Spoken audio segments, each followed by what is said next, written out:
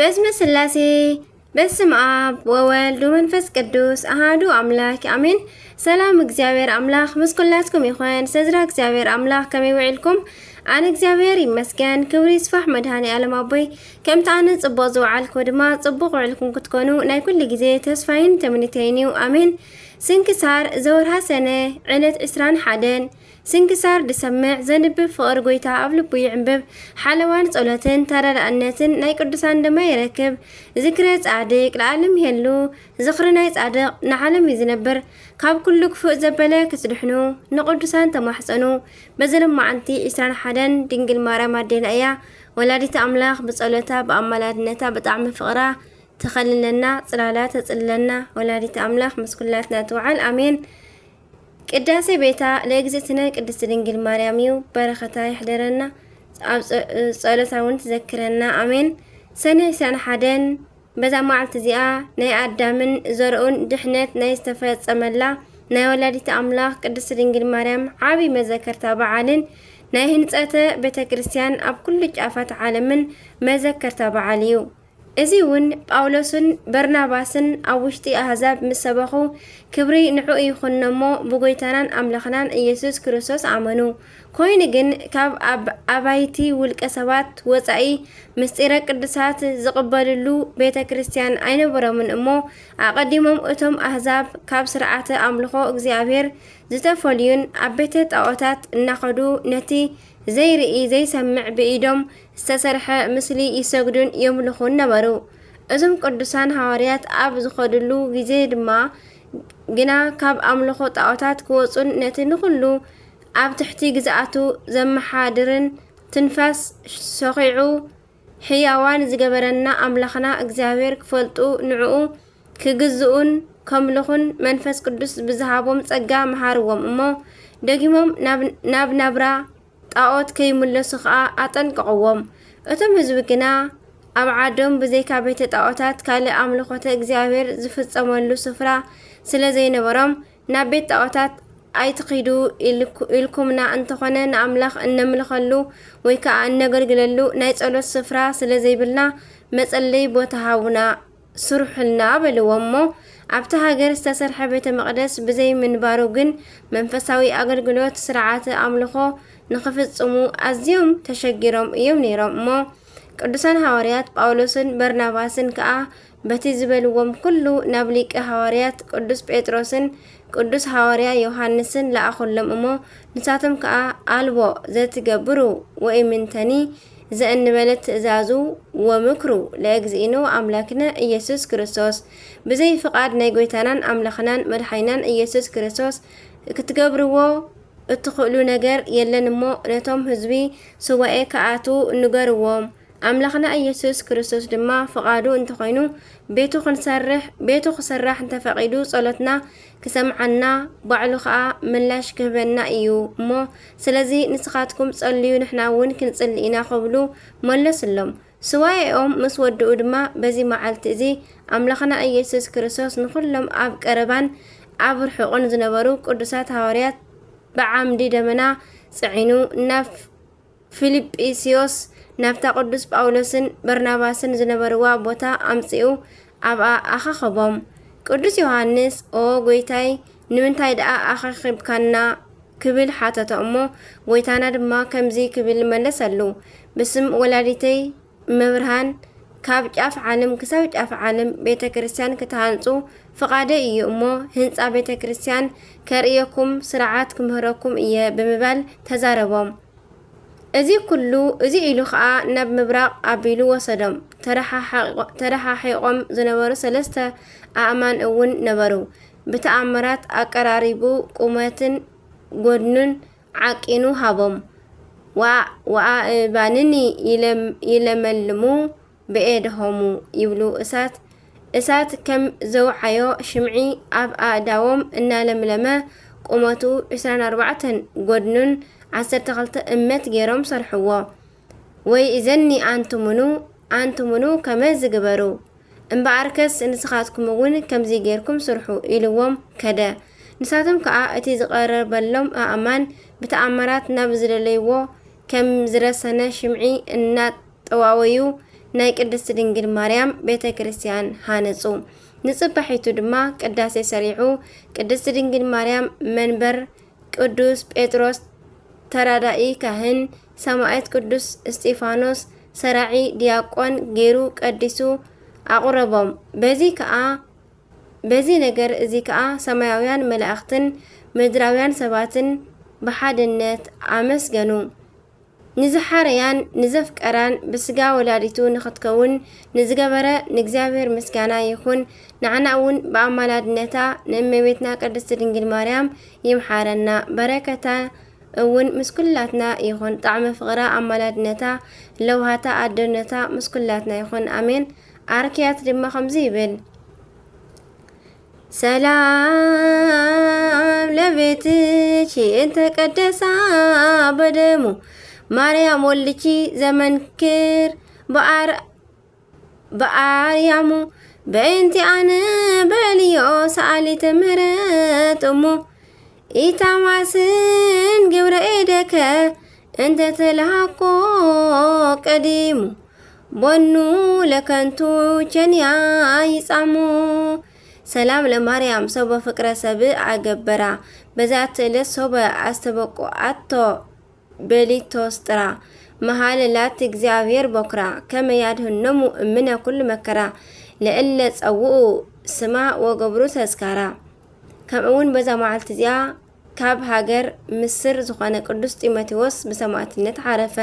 ንእግዚአብሔር አምላኽና ምስጋና ይኹን። ንዓና እውን ብጸሎት እዚ ሰማዕት ይምሓረና። በረከት እውን ምሳና ትንበር ንዘለዓለም ዓለም አሜን።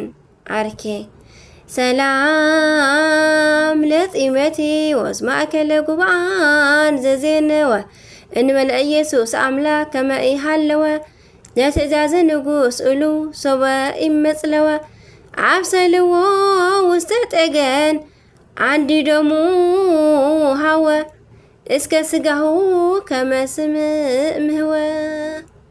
ወበዛቲ ዕለት ገብረ መንክረ ቶማስ ሐዋርያ በረከቱ ተሃሉ ምስሌነ ለዓለም ዓለም አሜን።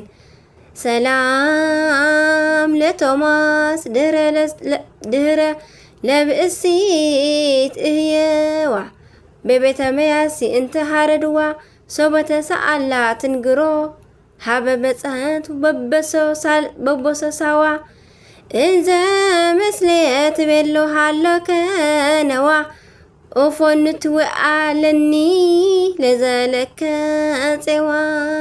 ወበዛት ዕለት አረፈ አባ ከላዲያኖስ ሊቀ ጳጳሳት ዘእስክንድርያ መበል 4 ሊቀ ጳጳሳት እዮም። ንእግዚአብሔር አምላኽና ምስጋና ይኹን። ንዓና እውን ብጸሎት እዚ አቦ ይምሓረና። በረከቱ እውን ምሳና ትንበር ንዘለዓለም ዓለም አሜን። ሰላም ለከ ከላዲያኖስ ልኩእ ውስተ ህልቆ አበው አርባ እንበይነ ሁረትከ አዳም እምሁረተ ሰብ ካልእ ጥምቀተ ጸጋወከ በሲመተ ክህነት በርት ሊቀ ጳጳሳት ማርቆስ ብፁዕ። ወበዛት ዕለት ኮነ አፍልሶተ ሜሮን ወርክበተ አጽምቲሁ ለእስታፍን በረከተ ምሕደረና ምስ ኩሎም ቅዱሳና ንእግዚአብሔር አምላኽና ምስጋና ይኹን። ንዓና እውን ብጸሎት እዞም ኩሎም ቅዱሳና ይምሓረና ንዘለዓለም ዓለም አሜን። ናይ ዕለት 21 ሰነ ስንክሳር ኣብዚ ይፍጸም። ሕጂ ድማ ናይ 22 ሰነ ስንክሳር ንጅምር። በስመ ስላሴ በስመ አብ ወወልድ ወመንፈስ ቅዱስ አሐዱ አምላክ አሜን። ስንክሳር ናይ ዕለት 22 ሰነ ቅዱሳን ቆዝሞስ ወድምያኖስ። በዛ መዓልቲ እዚኣ ቅዱሳን ቆዝሞስን ድምያኖስን ዝዝከርሉ በዓለም እዮም። መዘከርታኦም መዘከርታ ቅዳሴ ቤተ ክርስቲያኖምን ተአምሮም ዝገለጽሉን እውን እዩ። እንሆ ዜናኦም ድማ ኣብ ናይ 22 ሕዳር ስንክሳር ጽሒፍና ኣለና። በረከቶም ምሳና ትንበር ንዘለዓለም ዓለም አሜን። አርኬ ሰላም እብል ለቤቶሙ ቅድስት ዘተሃንጸት ለሙ እምድህረ ዕልወት ለውልደት የወዳዳ ሄራን እለ ቆዝሞ ሰማኤት ስእነ በውስተ አውድ عقصلتمو مطبهت وإيافرهمو كعبة بلعي إسات يمي البركة محضرنا أمين كم أون عباب أولي يوه كم أون بزا معلت زياء ردقو نعبا أنطونيوس قدوس باولوس يوه عرفه إذي باولوس لما برخنيا إيو مالت مناني مالتيو يمنا يوهون نبرا ملكعات صبغتي تقباراجن كفئتي سبيت دما تمرعوه كابون ولد ولدت حاد معلتي كاوفرو مساعتوه مساع قلقاليو كتزمو رخبا مس رأيوم دما سحاقه نتي سوعي دما مسلقا مس جزعا مس هابتان وصدا أنا منم أي حزنن እግዚአብሔር ናብ ዝፈቀደለይ ድማ ክኸይድ እየ በሎ ብድሕሪ እዚ ድማ ወፂኡ ናብ ኣባ አንጦኒዮስ ከደ ኣልባሰ መንኩስና ድማ ለበሰ ኣሰር ኣባ አንጦኒዮስ እውን ተኸተለ ኣብ ልዕሊ ድውያትን ሰይጣናትን ጸጋን ሓይልን ክሳብ ዝወሃቦ ድማ ብጾምን ብተጋድሎን ብጸሎትን ብጾምን ብስግደትን ተጋደለ ሓደ መዓልቲ ጋኔን زحازو سب كفوسلهم إلهم ناب أبا أنطونيوس أمصولمو أبا أنطونيوس دما نابا باولي نخفوسو أزازو باولوس دما نتي غانينان سب تقبلو أبوي أنطونيوس وصا يبلكا ألو بلو اتي سيطان جن موصا أبي نعون أنطونيوس دما تتعرفه باولي دما انت زي وصيخا نأنطونيوس كنغرو إيه كمي كم زقاكا دما كتري خابلو نزيلو أب أوان كتري وصيو أب لعني صحاي زارسونو أمني قوما هيا وغزيابير مسكريو إزي غانين كي وصا أي وردن أي بلعنون أي ستنون دما بلا أبتي كزي بأمثال قبل كابت سوعي وصيو النقا ويا ناك أيح بحري آتوا إزي يوه بأولي دما كله تمقبارات سب النرعية مئنتي حطعان يبكن مئنتا يمالدن نبرا بس الناش مقلنا دما أعرفها نكزابير أملخنا مسكانا يكون نعنا أون بصالة إزي يوه صادق أبو يمحرنا بركة ونمسانات هالون زر عالم آلم آمين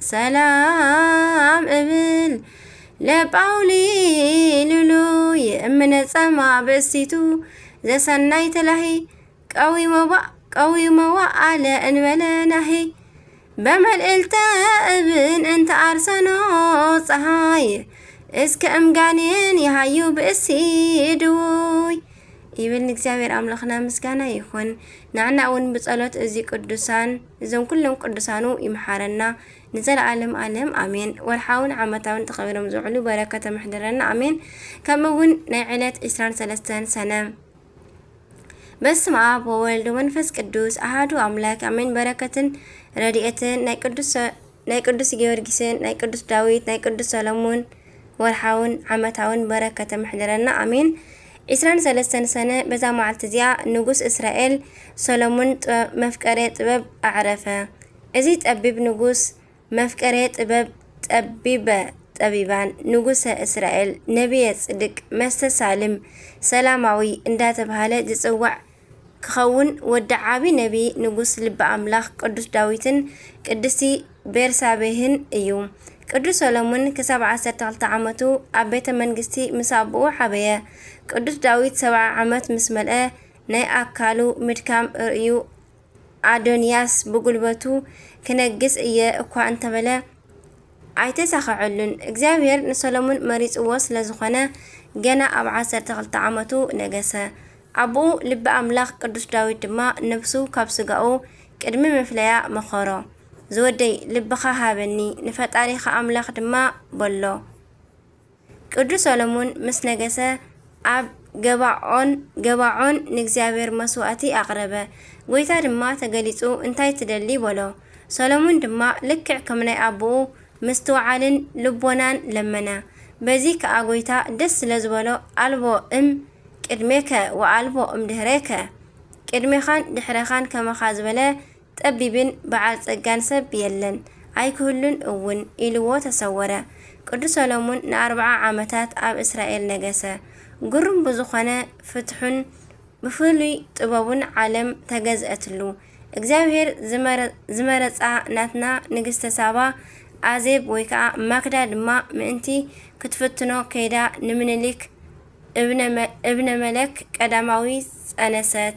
ድሕሪኡ ድማ ታቦተ ጽዮንን ስርዓተ ኦሪትን መጸልና። ነቢይ ጽድቅ ቅዱስ ዳዊት ድንግል ማርያም ካብ ናቱ ዘርኢ ከም እትውለድ ነጊርዎ ስለዝነበረ ጽቡቕ ዝገበረ መሲልዎ ኣዋልድ ኣብዚሑ ነበረ። ነገር ግን ከማና ሰብ ወይ ከዓ ስጋ ለባሲ እዩሞ ከምኡውን ካብ ብዙሓት ኣዋልድ ካብ ሓንቲ ኣደ ብርሃን ትርከብ መሲልዎ ነበረ። ነገር ግን መንገዲ ስሒቱ ካብ ኣህዛብ ጓል ፈርዖን ብምፍታው ንጣዖት ኣስገደቶ።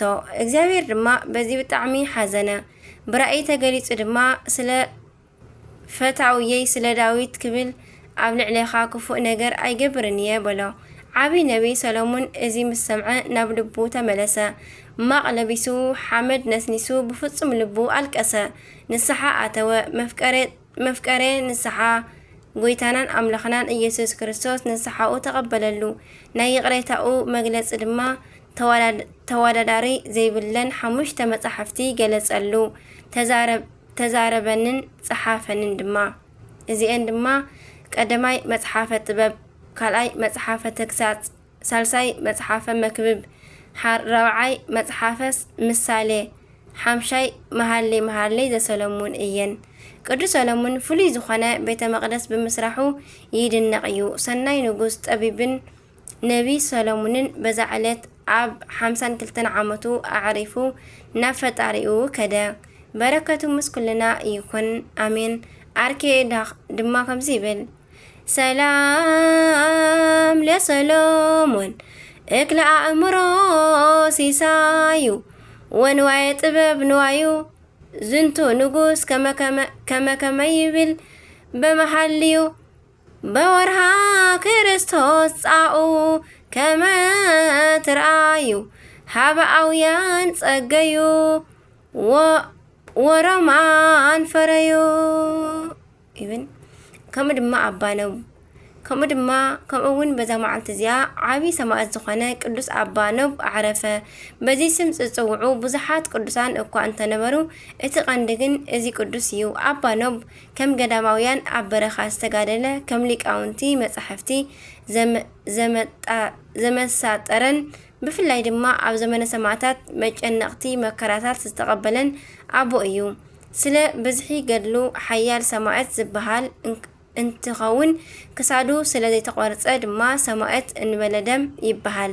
ኣብ ግዜ ዘመነ ሰማዕታት ካብ ዘሕለፉ 72 ከዋክብቲ ሓደ ዚኣቦ እዩ። በረከቱ ምሳና ትኹን ንዘለዓለም ዓለም ኣሜን። ኣርኬ ድማ ከምዚ ይብል ሰላም ለኖብ ተኣማኔ ዘተብህለ መትል ወሰማዕታት 80 ዘዲዮቅልጥያኖስ ቀተለ ወቆስጠንጢኖስ ጻድቅ በከመ አዘዘ ቃለ አስተብጽእዎ ኣብያጺሁ እልሃለው ሁለ ሰብኢ ፈቀደ ይጽብዎ ቆስለ ይብል። ከምኡውን በዛ መዓልቲ እዚኣ ናይ ሰማዕታት መርቆሪዎስ፣ ፊልጶስን ቶማስን መዘከርታኦም እዩ። በረከቶም ምሳና ትንበር ንዘለዓለም ዓለም ኣሜን። ንእግዚአብሔር ኣምላኽና ምስጋና ይኹን። ንዓና እውን ብናይዞም ቅዱሳን ጸሎት ይመሓረና። ንእግዚአብሔር ኣምላኽና ንዘለዓለም ዓለም ኣሜን ኣሜን።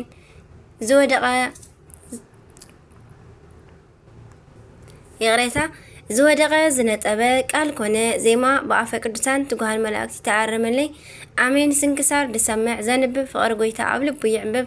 ሓለዋን ጸሎትን ተረዳእነትን ናይ ቅዱሳን ድማ ይረክብ። ካብ ፍቕሪ ቅዱሳን ኣይፍለየና።